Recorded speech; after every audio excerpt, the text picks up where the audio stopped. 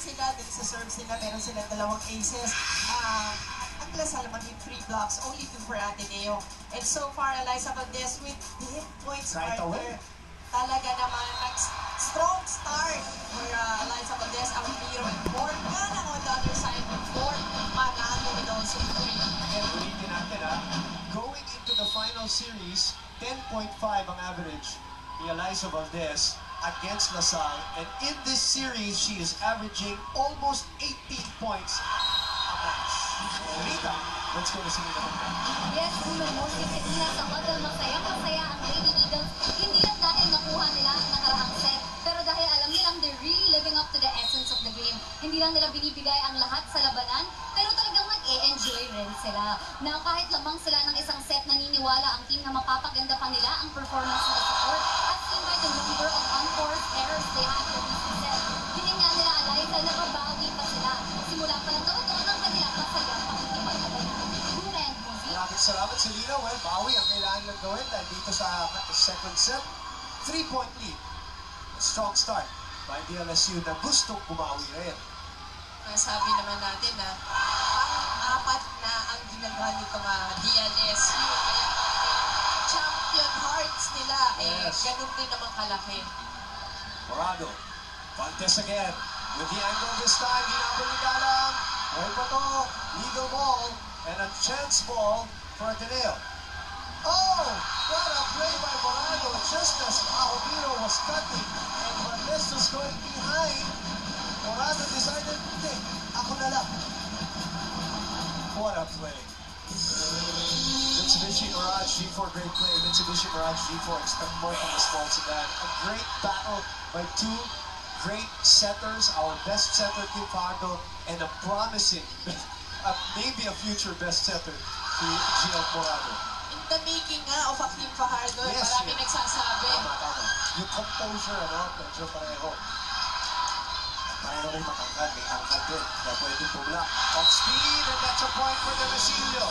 Hard play there from Sid Temesilio. Ang ganda ng off speed na yun. Tamang-tama sa sitwasyon. As you can see here once again. Diba? Ang laki ng space na yun sa side na Ateneo. Tingnan natin, ang volleyball hindi lang puro lakas. Diskarte, narinig nila sa mga coach.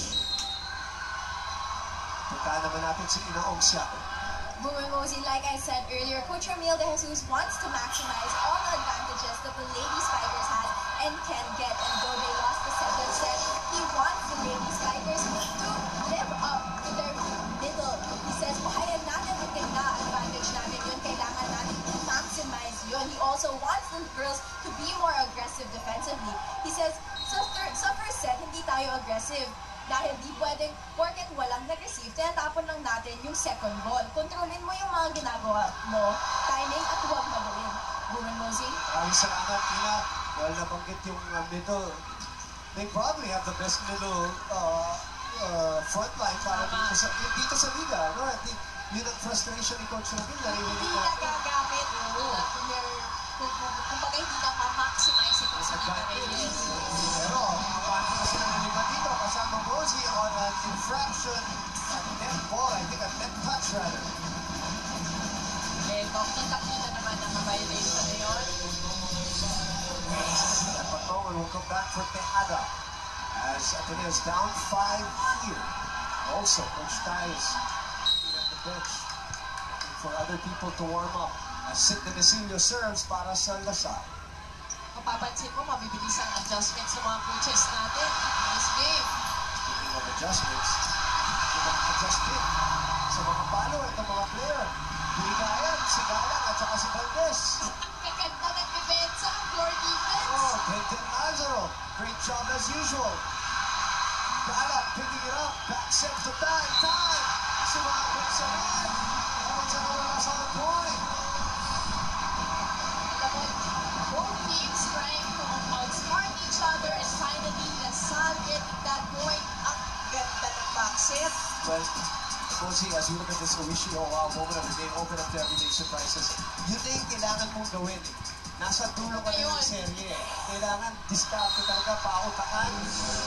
Every point counts. It's not about the plays anymore. The power plays. Kasi Talagang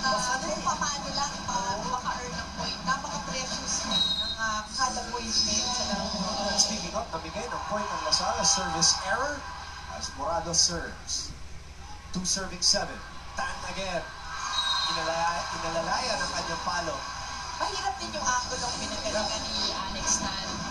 Kaya nga, Makita niya, may dalawa pang blockers. kaya nga si Coach Ramil, si Fajardo ang kinausap, hindi si Tan. 3 serving 7. No lead is safe, as we have said. And a missed reception. Pero ginawa ng paraan ng Lasal. Nobody underneath for coverage for Ateneo. It's a point for Lasal. As we go 8-3, it's a technical timeout. Lamang ang Lasal ng 5.